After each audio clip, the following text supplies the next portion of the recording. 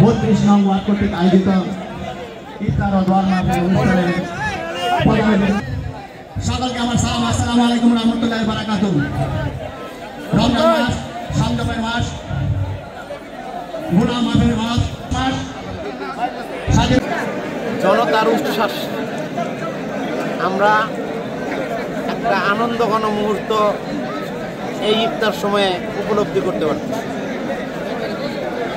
এখন ফেসিস্ট হাসিনা নাই, তার দোসররা নাই, আর দোসররা থাকলেও ঘাপটি মারা।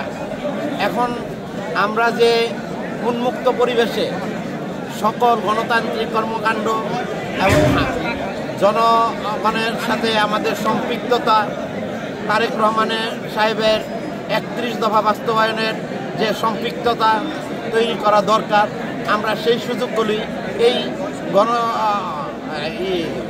ইফতারের মধ্য দিয়ে বা জনসচেতনতামূলক কাজের মধ্য দিয়ে আমরা এগুলি কাজ করার চেষ্টা করি। এটা কি চলমান থাকবে? এটা চলমান। রব্বে করিম দোয়া আল্লাহ ইফতারি পূর্ব মুহূর্তে ইফতারি সামনে নিয়ে আল্লাহ তোমার সাথে করিম দেশনেত্রী খালেদা জিয়া অসুস্থ, আল্লাহ তিনাকে সুস্থতা দান করো মাওলা। ইয়া আল্লাহ মরহুম জিয়া রহমানের কবর দান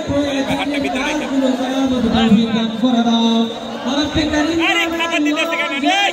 করে আজকে বহুত নাজিল করো মাওলা।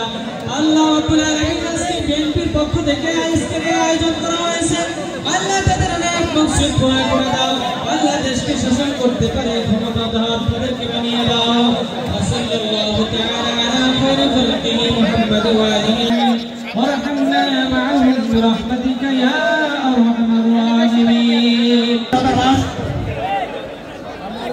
তাই আমি স্বাধীনতা যুদ্ধের সম্পূর্ণ প্রতিষ্ঠাতা এই ভাই এই মোবাইল আমরা দোয়া করব সবাই এবং সবার